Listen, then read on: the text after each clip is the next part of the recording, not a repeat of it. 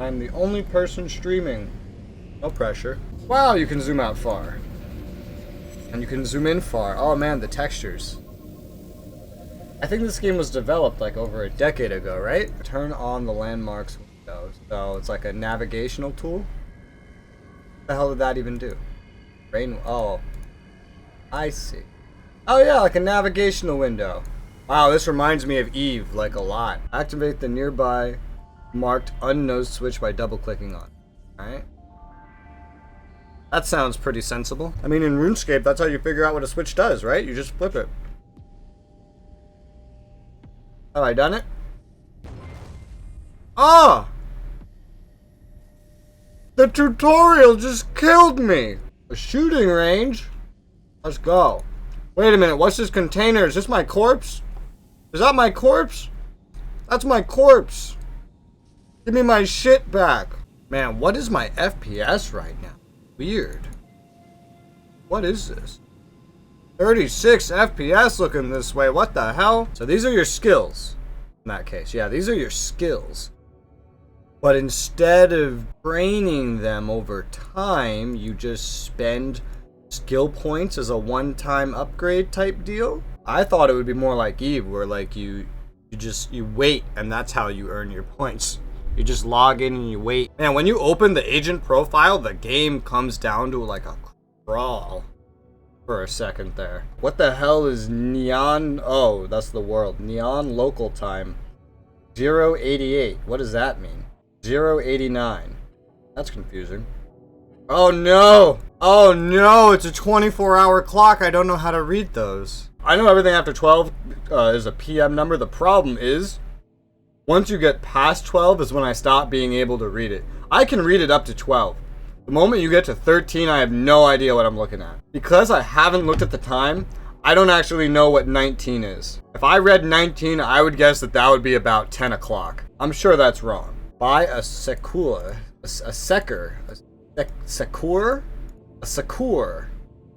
A sekur. Is that French? A sekur. Small transport robot you can find under robots, industrial assault robots. Why is an assault robot for transport? I don't know, but okay. Right click to secure in your private storage and select unpack. Ah, just like Eve ship. I always loved having to unpack ships in Eve. It's like, ah yes, my avatar Titan is in a box. Let me just take it out of the box. That makes sense. Not that I've ever flown an avatar, but still, you get the point. Right click it, activate. Request transport assignment. That's it? No flavor text? Just give me an assignment. I'm bored. No flavor text, just, alright, here's an assignment. This is what you're gonna do. It's like school. This is a small game. There's like 23 players online right now. This is definitely small. Alright, it's T. There you go. I did it. I did the job. I earned NIS, or NIC. Nick. I earned Nick. The text is super tiny. This was definitely meant for like CRTs. The text is tiny. It's hard to read. Not very good with my vision. And like this stuff is almost impossible for me to see. So like it's weird. The options for the factions very closely resemble the factions from Eve, except there's only 3. And one of them very much resembles the Minmatar, one very much resembles the Kaldari, and one very much resembles the Amar. But there's no lookalike for the Galente, and Galente was my faction, and I'm kind of offended. Look at this thing! Woo! It's like Mech Warrior, but not. Go outside. Exit Transit 1, pick one of the 4 teleports. Each represents a faction location where you'll start your real career. First, only affects your starting situation, traits.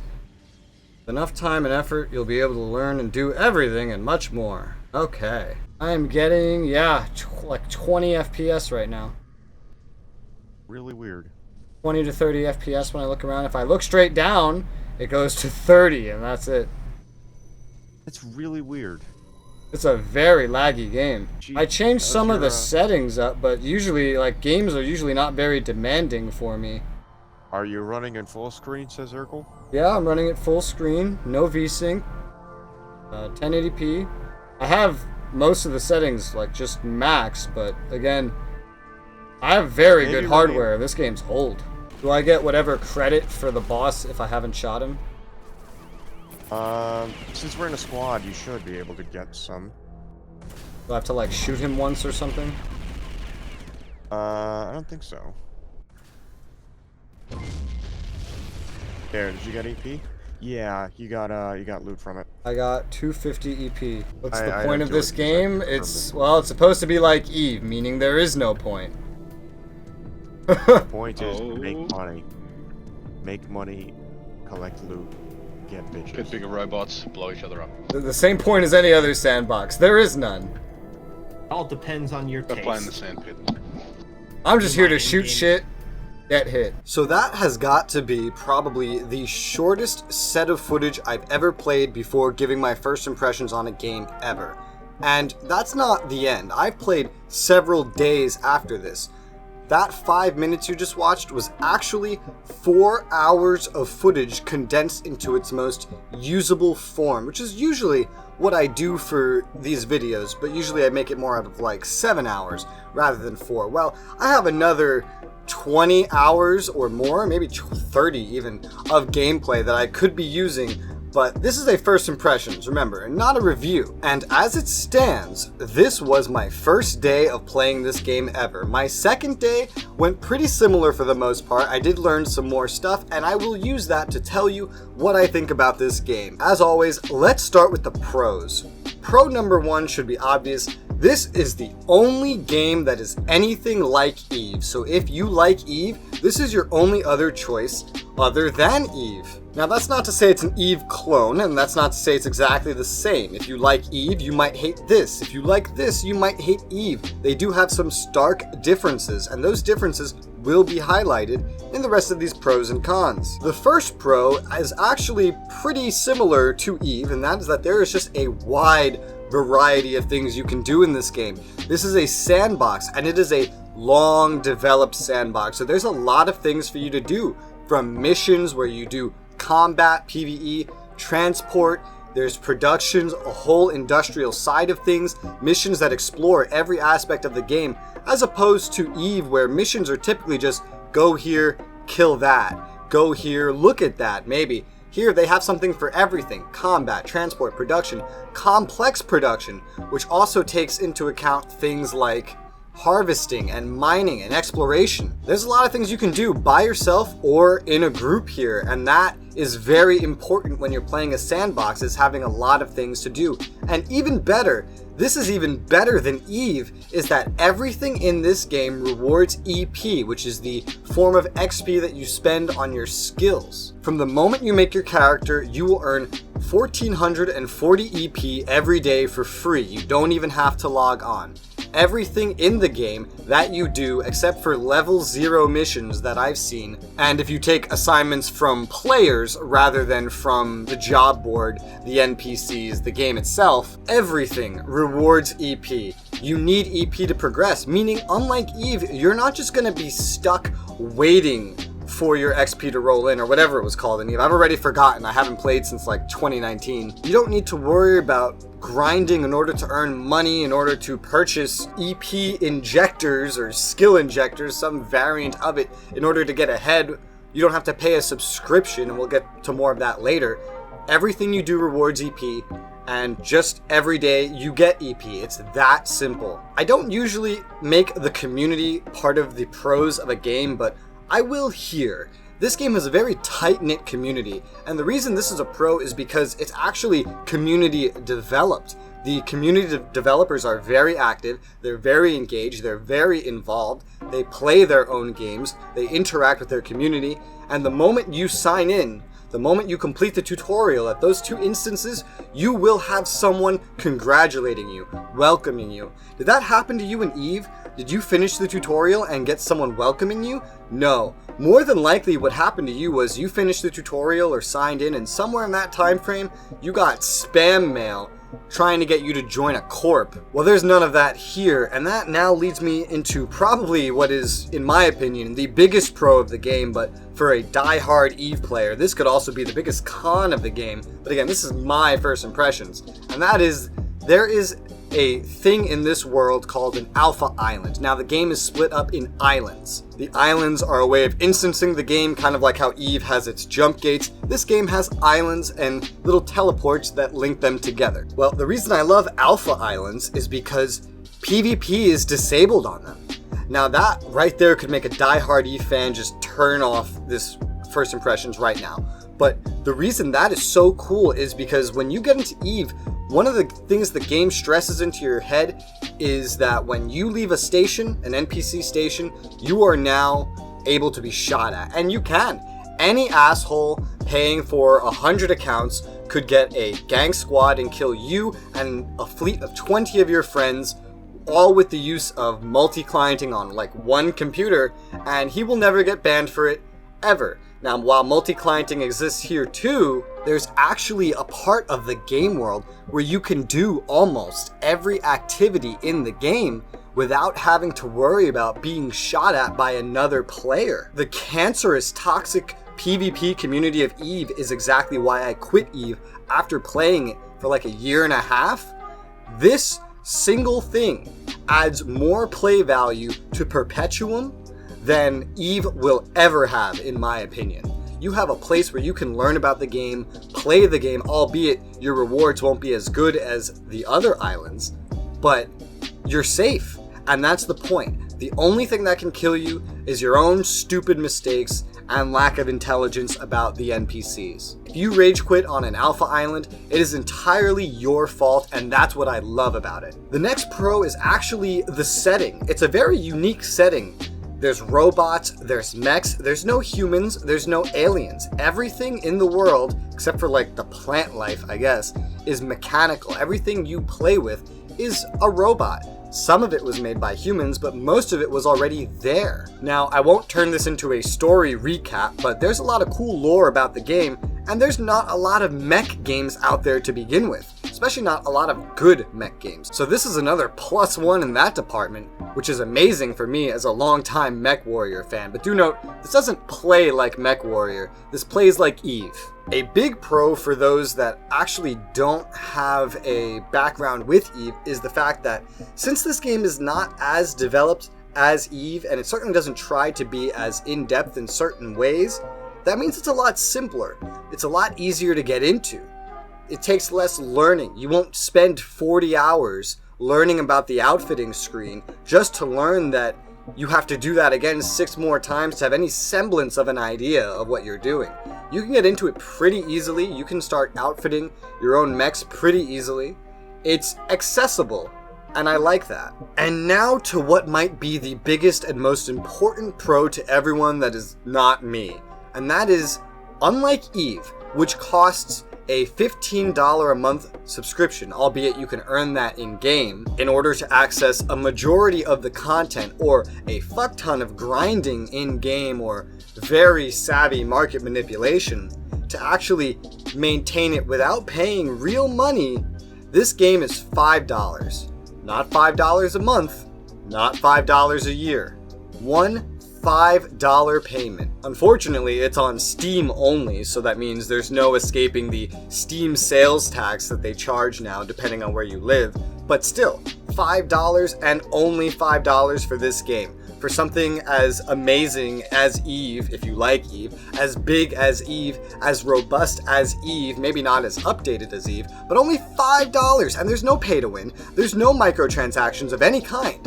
$5. That's it. You will never see anywhere in the game a prompt for you to spend money ever after paying that $5. And that is probably the biggest thing. It's accessible, and I'm playing it. So if you are here from my community and you would like to join me in this game, well, guess what? It's $5. A potato can run it. Get over here and join us in Perpetuum. And yes, overall, this is a positive first impression, so I will be playing more of this game. But now, let's move it on over into the cons. Now, about half of the cons can fall into simply quality of life. So I'm going to sum it up on the screen here as quality of life, but we're going to get a little specific here. First and foremost, at least for me, this game is laggy. Laggy on new hardware anyway. My friend Admiral, who told me about the game, who got me to play the game, actually did not have any of the lag issues I had. His hardware is about a year older. His is from 2018, mine is from 2019. And I mean, not that it was purchased then necessarily, but that's when the parts were released. So do note, if your computer is modern and up to date, you might have the same issues I had. It's a roll of the die. The game is also somewhat buggy. I have had a single crash in my 30 hours of play while playing. When I close the game, it actually crashes then almost every single time as well. The graphics are poor. You can't expect robust graphical quality from this game if you do get it. The lighting is weird. This is my biggest peeve about the graphics in the whole game, is that everything just feels dark, even in daytime. Like there's not enough clarity on the visuals.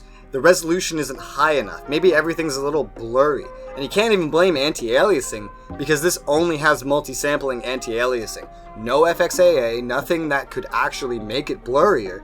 The actual quality of the game is just so low, and the lighting is so bad that it's dark. And with a day-night cycle, it gets even darker. And you're going to be staring more at the UI than the graphics for most of the game as a result. Next on the quality of life shit list is the fact that this game's audio kind of sucks. Like, the music, for one, is poorly mixed. Some audio tracks will be so quiet that you won't hear them. And the others will be so loud that you won't hear yourself shooting anything over them. And no amount of finagling with the audio settings is going to fix this, because it's the volume of the music itself, every individual track. You'd have to lower and raise it every time the song changed, or just turn the music off in general in order to fix this. So I have never had any clue what to do with the audio of this game in my 30 hours of playing it. Even if you're someone that likes turning off music in video games, I don't know if you like doing it here, because this game has a lot of missing sound effects, it feels like.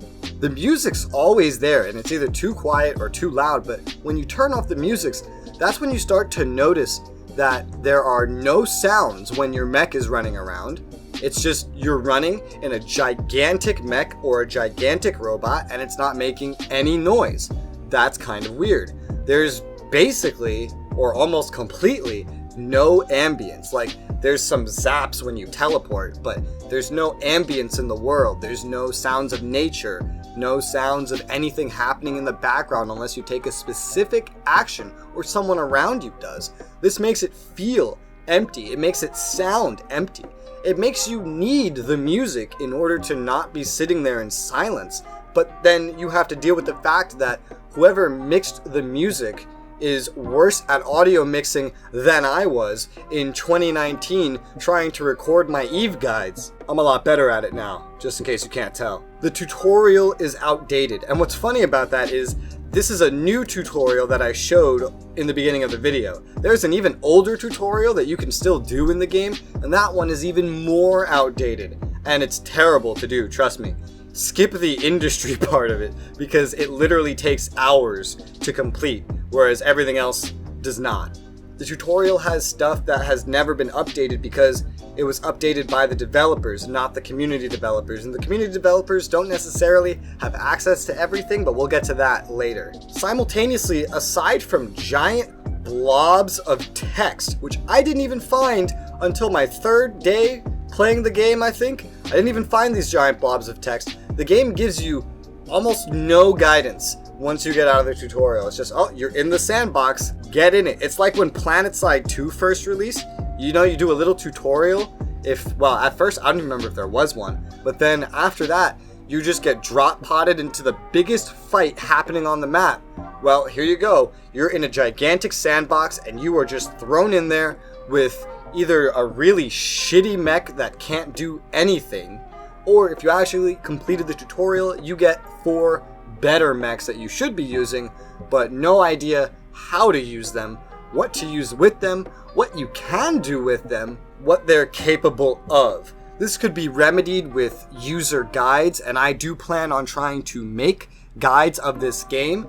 Therefore, if you want to see any guides of this game, please let me know what you'd like to see a guide on, and I will try to do something for you. And now my final piece of my shit list of quality of life issues that this game has: tiny UI, tiny text.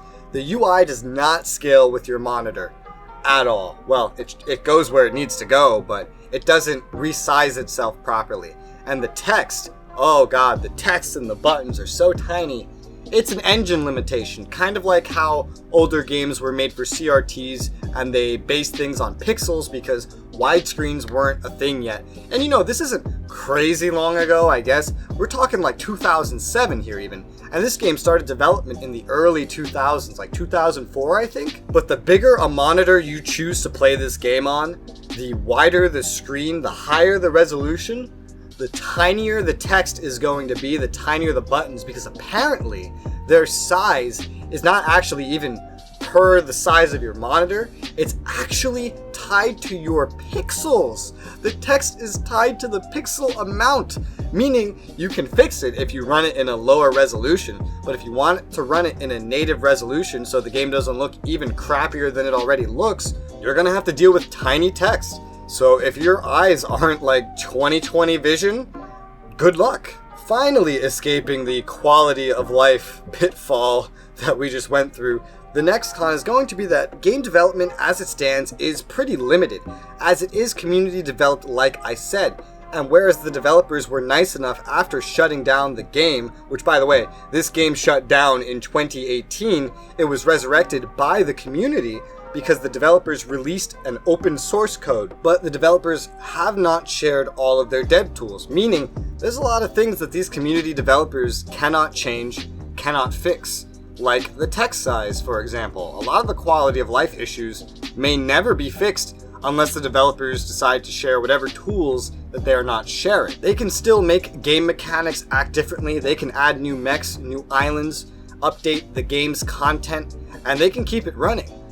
But they can't update some of the biggest quality of life cons, so you can't even watch this to hope it gets better because there's a good chance it never will. The next con is that this game has little story presence inside of the game outside of vague lore descriptions on items, maybe some of the barely present flavor text on missions, because there's like 3 variations of every mission type and that's it. There's no flavor text, there's no epic storylines like Eve has. There's nothing to get you in touch with the game world except for screens of lore and text that you have to read on your own time, and if you do it in the game, good luck reading that tiny text. This is actually a pretty big thing because based on my pro of how the setting is so unique and cool, and how the lore itself is almost one of a kind in my opinion, you don't get to learn any of this unless you look it up, because none of it's in the game. There's no storyline to help you learn it,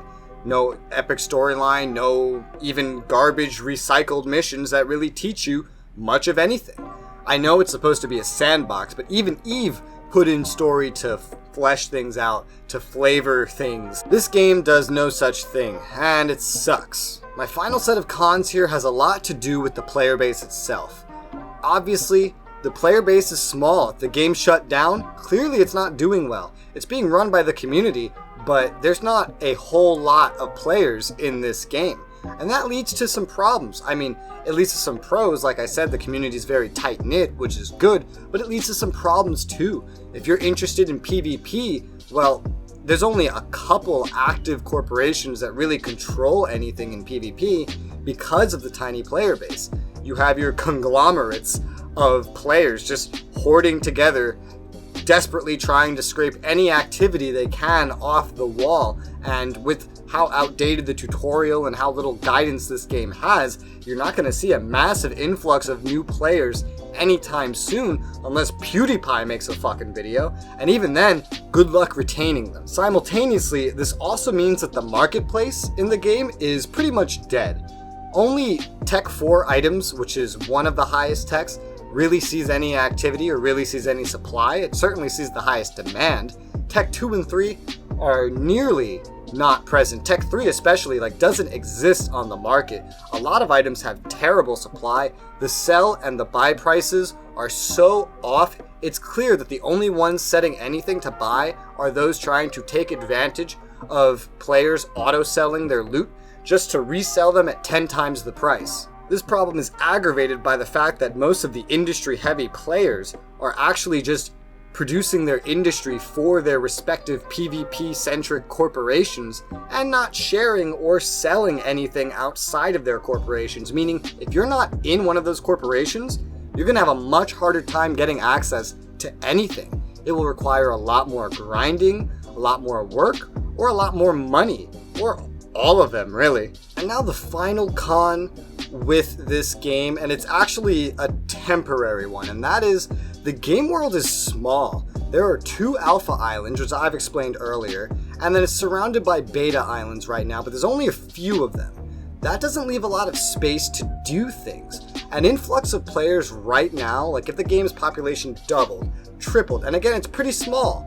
If you gained another 100 active new players, 200, 300, you'd have a problem, and it would stack up really quick. There wouldn't be enough space. The PvE activities that were not generated by missions would become scarce. The bosses, there's bosses that are on 3-hour timers, would never be there, and they'd be camped. You'd be lucky to ever find one, let alone kill one. The PvP zones would be a death trap, and oh god, I wouldn't imagine how hard it would be to retain proper control over anything unless these players funneled into the current conglomerates instead of actually making their own new corporations with which to go into the PvP world. Now, again, this is a temporary problem because they do plan on adding a new type of island that has full terrain, like terraforming, and players can do whatever they want with it. Those are called Gamma Islands, and there's going to be a good amount of them, and that's going to expand the game world some more. But the islands themselves are not actually that large, and because they interlink with teleport gates, kind of like system gates in EVE, it is possible that you could get choke pointed around the Alpha Islands where you're safe by gate campers if there were more players that would just watch and wait for new players trying to expand or those trying to go from the trade hub on the Alpha Islands into the Gamma territory. There's an issue here that limits the player base. You either need to make the islands bigger or you need to add more islands. And the problem with that second solution, which seems to be where the developers are headed, is that you will not be able to very easily leave the Alpha Islands or get to them. You're traveling through tunnels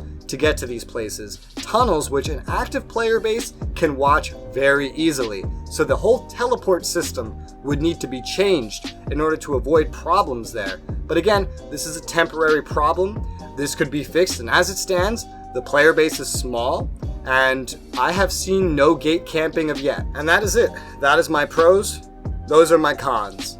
What do I think about this game? What are my first impressions? Well, honestly, they're positive. Despite me talking more about the cons than the pros, I do that every first impressions, whether it's positive or negative. I love this game. I loved this game, and I'd love to see it improve. At the time of recording this, I've already put 30 hours into the game. By the time this is posted, I'll probably have hit 100 because I'm not posting this for a few weeks, actually. I'm recruiting more and more of my friends, more and more of our little community into the game, and I hope that maybe after watching this, you will join the game as well. And look me up in game. My name's Resoula. You can maybe join the corporation I'm in, whatever one I'm in. I'm in one right now with my community member, Admiral. Is the game worth $5? Yes, this game is worth $5, without a doubt. I'd go and say it's worth 20, maybe even 30, maybe even 40, but that's starting to stretch it with how old and buggy it is. But $5, I'd recommend this to anyone, everyone. Who knows if you don't like the game? $5, that is it. While some people just don't have money, $5 is still only $5. As a Steam exclusive, that means you can grind trading cards and earn this game. It's a great game, and I totally recommend you to play it. If you'd like to join me in-game, first step is to join my community server. It's in the description below. Just let us know you're there because you want to play Perpetuum, and we will get you in our corporation. I hope this first impressions video was helpful to you.